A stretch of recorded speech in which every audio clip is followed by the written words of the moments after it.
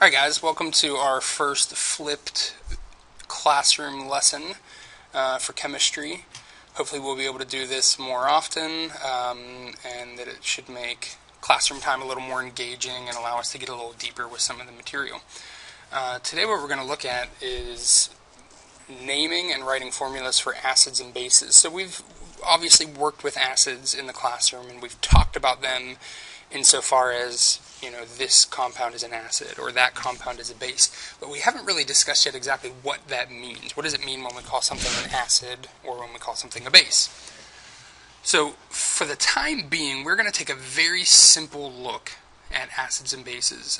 Essentially what we're going to do is we're going to give it a very general definition just so that we can kind of get on board with it for now, so that we know how to name them and write their formulas.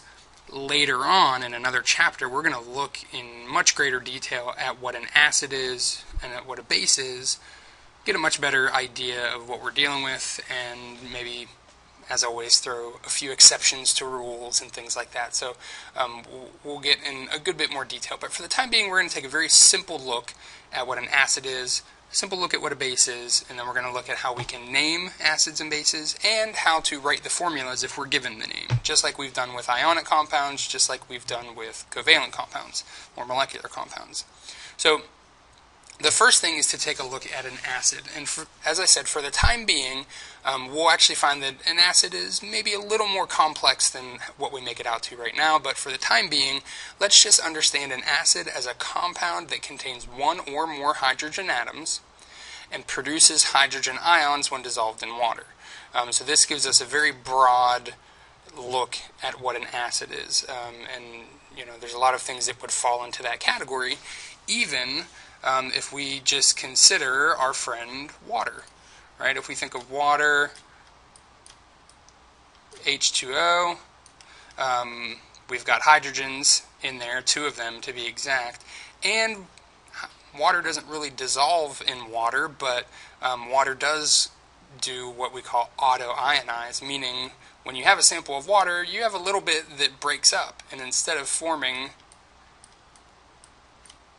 just water, it breaks up into hydrogen, and we know this guy here as hydroxide.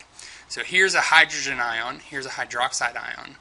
What we're going to find later when we talk about bases is that bases are basically things that when dissolved in water they form hydroxide ions. So in this case, when water splits apart, it forms into hydrogen ion and it forms into a hydroxide ion, meaning it acts as both an acid and a base. And that's actually going to be the only one of those that we come across, the fact that it can act as both acid and base, at least for the time being. So it is a compound. Acid is a compound that is going to produce these hydrogen ions when dissolved in water, and that contains hydrogen. They can be very dangerous, extremely corrosive. You guys all know the blue cabinet that says corrosive on the front. Those contain the strong acids. You need to be very careful. At the same time, you know, we do find acids all over the place. So when you drink a Coke Zero or a Sprite and you get that little bit of a sting on your tongue, that crisp taste, that's because you're drinking an acid.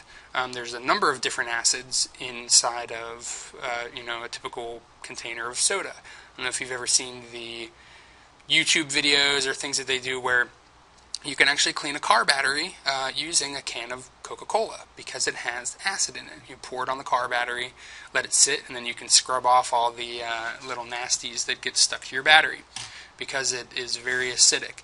It's also used in building circuitry, so they use different types of acids to, you know, burn small areas of the circuit board and to plate metals onto the circuitry.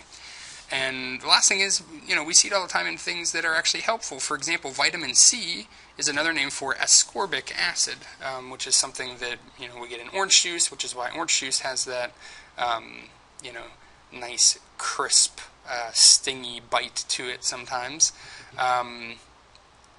But yeah, so we do consume these things, we have them, they're important to our body, but they can also be very dangerous depending on the concentration, depending on the type of acid. So we need to keep that in mind. Now, let's get to business here and talk about some of these different acids and their names. So here's a list of common ones, ones that we have around here in the lab, and that you may see from time to time in different laboratory experiments, or you may have just heard of these. Hydrochloric acid is just going to be HCl. And we can see the balance here, right? We know that chlorine forms the chloride ion, which has a -1 charge, and hydrogen ion is going to be +1, so when we balance these, we just get HCl.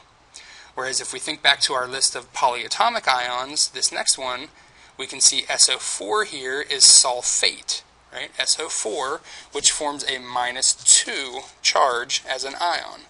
So in order to balance that -2 charge in the SO4, we need 2 hydrogens, right? Because hydrogen just has +1. And we can continue on with the rest. Nitric acid has nitrate, and then it has 1 hydrogen to balance the -1 charge on the nitrate. So we get nitric acid.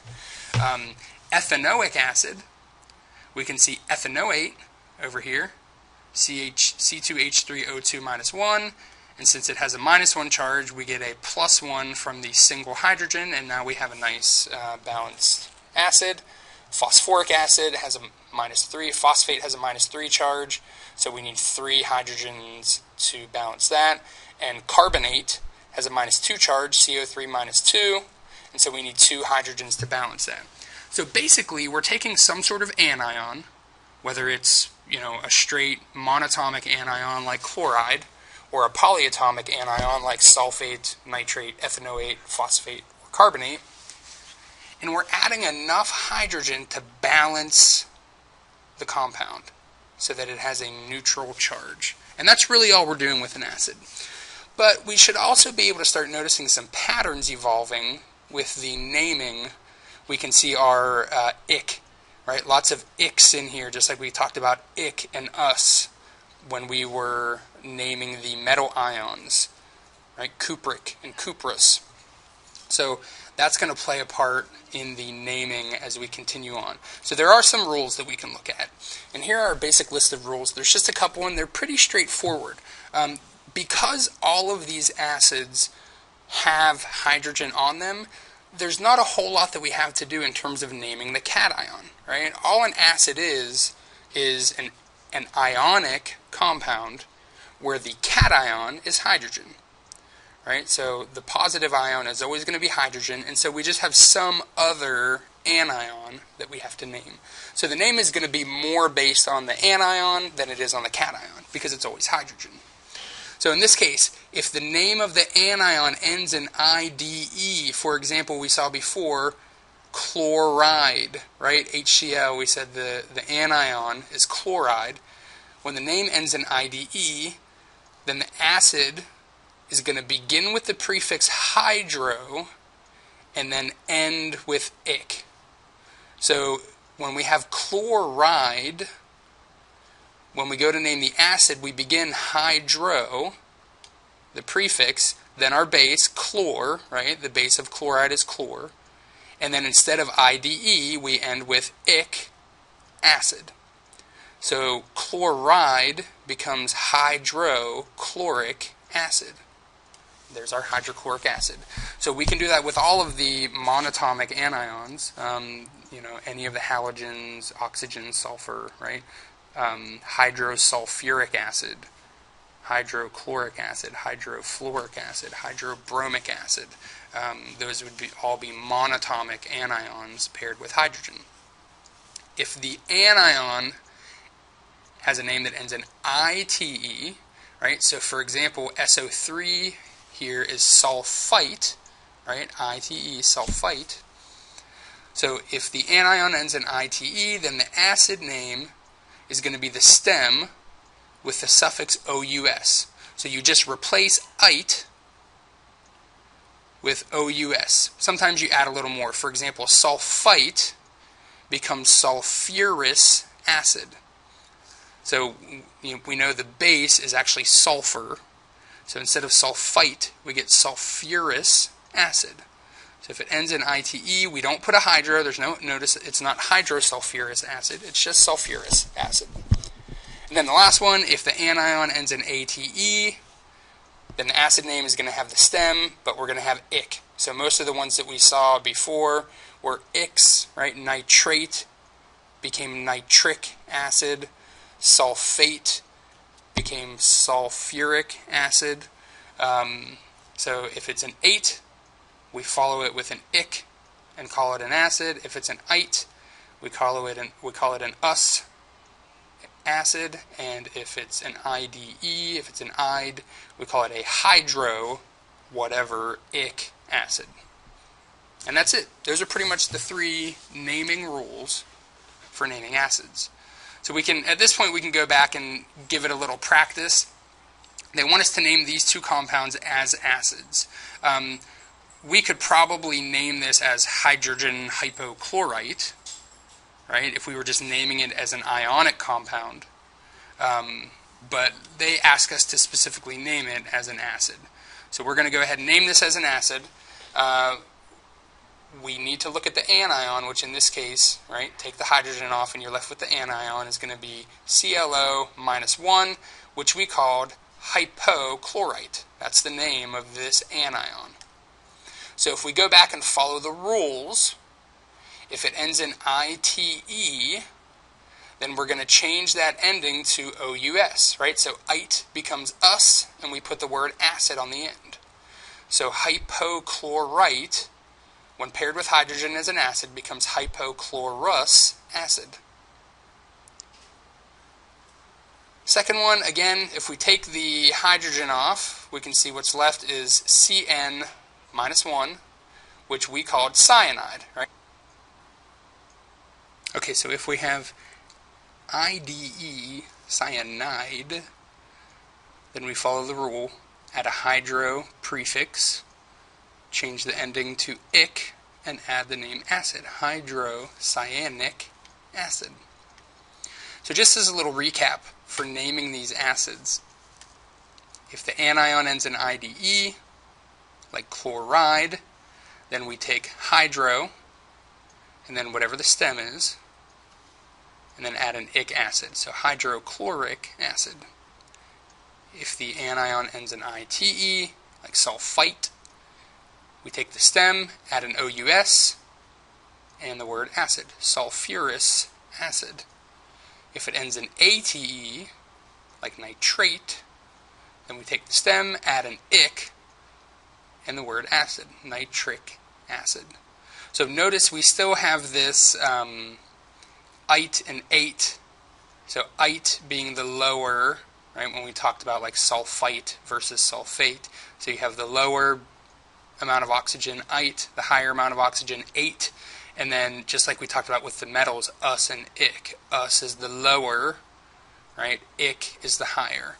So you can still make that connection between those suffixes, those endings there. And that's it for naming. Now, basically, the other thing that we need to learn how to do is to go backwards, right? So we need to be able to say, okay, if I'm given hydrochloric acid, I know that this hydro tells me that the chlor ends in ide, right? So I know that the anion is actually just chloride. So I can say, all right, my anion is chloride, which is just Cl minus. And so then I need to have enough hydrogen, which is H plus, to balance this out. Now we're just balancing just like we do when we write regular ionic formulas. We cross the charges, one comes down here, one comes down here, and we just have HCl. If we look at sulfurous acid, when we see us, we need to know, okay, OUS means that the anion actually ended in ITE. So sulfurous becomes sulfite, which we should know from our list of polyatomic ions. That is SO3 minus 1. So sulfite, SO3 minus 1, we need to again provide enough hydrogen to balance this out, cross the charges, and again now we're just balancing just like we would any other ionic compound, HSO3. No need to write a 1 here, no need to put a 1 out here. Okay? So As we continue on, those are all our acids. We did the naming. We talked about going from the name now back to the formula, which is just the same process as balancing a regular ionic compound. It's just a matter of knowing these rules in reverse. That hydroic acid means our anion ends in IDE, us acid means that it ends in ITE, and ic acid means that it ends in ATE. Okay, we can continue on just looking at these in reverse. Here's a little rundown. Use the name to determine the ions. Hydrogen will always be the cation, so you don't have to worry about that. And then you're just going to balance as you would any other ionic compound. Right? So that's just what we did. We found the name of the anion. We use hydrogen as our cation, and then we balance just like any other compound. Cross the charges, reduce if you need to. Alright, moving along, we'll take a look at the bases. This is going to be even quicker because if you look at this last point down here, it's just the same as any other ionic compound. What we do need to know about bases, though, is that for now, anything that contains hydroxide is a base. So if it has a hydroxide ion in it, then it's a base. That's it. That's the end of our definition for now. We see lots of bases being used. They use it for breaking down pulp when making recycled paper. It's used in soap. It's used in a lot of cleaners, things like that. So we do see lots of bases being used in everyday, everyday things. But when we name them, there's no special naming. We just name them like any other ionic compound. The only difference is these are all going to have hydroxide as the anion. So if we look at our examples here, they ask us to name KOH. So again, as soon as we see 3 atoms, 3 elements, we should be thinking, all right, there's a polyatomic ion in there. In this case, hopefully we can recognize the OH as being hydroxide. So our cation in this case is potassium. Our anion, as always, is going to be hydroxide, so we just name it like we would any other ionic compound. Name the cation, name the anion. Potassium hydroxide, and we're done. Same thing up here. We have hydroxide. Again, we notice our hydroxide. We have iron here, but we do need to do a little figuring in this case, right? Because we know hydroxide is -1, but iron is one of those transition metals that can have more than one charge. So we do need to have a little bit of thought go into this. If we have 2 hydroxides, right? Notice there's 2 hydroxides in our formula, and each hydroxide is -1, then we know that the iron ion needs to have a +2 charge in order to balance that out. So if we have 2 of these hydroxides, OH -1, OH -1, that means in total we have 2 negatives. Since we only have 1 iron, right, just the 1 iron here, there's no other number here, then this has to have a +2 in order to balance both of these out. So now that we have our cation and we know it's charged, then we can name it properly, right? Because iron will need to have a Roman numeral there for the stock naming. So we get iron 2 to represent the +2, iron 2 hydroxide. And that's it. No changes there. We would do it just like any other ionic compound. So hopefully that makes sense for naming these acids and bases. We'll pick up tomorrow with a little more practice naming acids, bases, and throw in some other things in there like more covalent compounds, molecular compounds, ionic compounds, polyatomic ions. We're going to mix it all up and just go crazy with it. But please do not forget the other link on Edline that has the sheet with practice problems in it. So once you've finished watching this video, please go open that link. It should be a Word document that includes just a couple practice problems to see how well you learned this. All right, until next time.